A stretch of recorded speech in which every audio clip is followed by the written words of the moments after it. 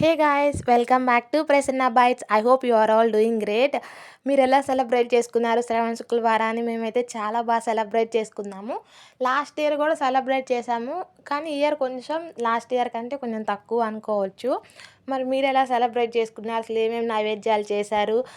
To related అందరికీ happy Varalakshmi వ్రతం. ఈ వీడియో నేను చాలా లేట్గా పోస్ట్ చేస్తాను కాబట్టి మీరు చూసేటప్పటికి వరలక్ష్మి వ్రతం కూడా అయిపోయి ఉంటుంది. ఈ వీడియోలో చాలామందికి కలిసం చెమ్ముని పూజ అయిపోయిన తర్వాత ఏం చేయాలి ఇవేమీ తెలియదు కదా, వాళ్ళకి డీటెయిల్గా ఏం చేయాలని చెప్తాను. వరలక్ష్మి వ్రతం కథను చదివారా? వరలక్ష్మి వ్రతం అనేది పౌర్ణమికి ముందు వచ్చే శుక్రవారం, శుక్లపక్షమి అప్పుడు మనం వరలక్ష్మి వ్రతం అనేది చేసుకుంటాము.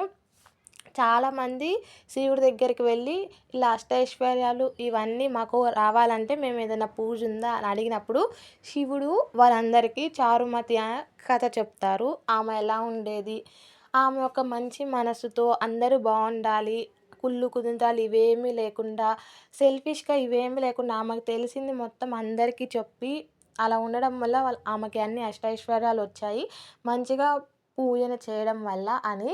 మనం కుళ్ళు కుతంత్రాలు ఒకళ్ళు పాడైపోవాలి ఇలా అయిపోవాలి అని అనుకున్నప్పుడు మనం ఎన్ని పూజలు చేసినా మనకి అవేమీ రావు.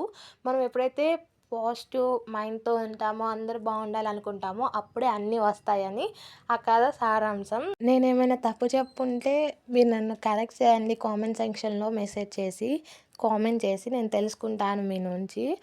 అండ్ అంటే ఎవరి మైండ్ సెట్స్ డిఫరెంట్గా ఉంటాయి. నా మైండ్ సెట్ ఇలా అర్థం చేసుకుంది. మీ తప్పో రైట్ నాకు తెలియదు. ఒకవేళ తప్పైతే ఐఎమ్ సారీ. అండ్ ఇంకోటి ఏంటంటే కలసం చెమ్ముని అసలు ఏం చేయాలి పూజ అయిన తర్వాత అని చాలామందికి ఉంటుంది. కలసం చెమ్ముని అనేది కదిలించాలి.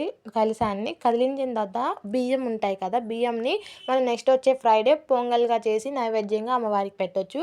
కలసం చెంబులో ఉన్న నీళ్ళు అండ్ పసుపు కొమ్ముని పచ్చని చెట్టులో పడేయాలి. జాకెట్ ముక్కని మనమే కుట్టించుకోవాలి. ఇంకెవరికి జాకెట్ ముక్క అనేది పెట్టకూడదు. ఇంకా జాకెట్ ముక్క కుట్టించుకున్న తర్వాత చిన్న చిన్న ముక్కలు ఉంటాయి కదా, అవి కూడా తీసుకెళ్ళి పచ్చని చెట్టులోనే పడేయాలి. ఎక్కడ పడితే అక్కడ పడేయకూడదు. గాజుని నార్మల్గా మనమే వేసుకుంటాము. కొబ్బరికాయని మనం నార్మల్గా విడిగా పగలగొట్టొచ్చు, లేకపోతే దేవుడి దగ్గరైనా కొట్టొచ్చు. నాకు ఇక్కడ మేము ఒకప్పుడు పూజ చేయించుకున్నప్పుడు గుళ్ళో మా ఊరు ప్రతిష్ఠ అప్పుడు 16 రోజుల పండుగ అప్పుడు ఆ కొబ్బరికాయని కొట్టండి దేవుడి దగ్గర అని చెప్పారు. కానీ నేను ఒక వీడియోలో చూస్తే ఆమె నార్మల్గా దేవుడి దగ్గర కొట్టకూడదు, విడిగా పగలగొట్టండి అని చెప్పింది. మరి ఏం చేయాలో నాకు అదైతే క్లారిటీగా తెలియదు. మరి మీరు ఎలా పాటిస్తారో అది మీ ఇష్టం. మళ్ళీ తెలియకుండా నేను ఇక్కడ ఏమి ఇవ్వకూడదు కాబట్టి వెన్ ఐ హ్యావ్ క్లారిటీ అప్పుడు నేను ఇస్తాను పూర్తిగా. ఇక్కడ అమ్మవారికి వాయినం ఇచ్చాము. ఇంకా చాలా అంటే చాలా బాగా సెలబ్రేట్ చేసుకున్నాము. ఇంకా లాస్ట్ ఇయర్ పిక్స్ కూడా యాడ్ చేస్తాను ఇక్కడ, వీలైతే కుదిరితే కనిపిస్తే నాకు.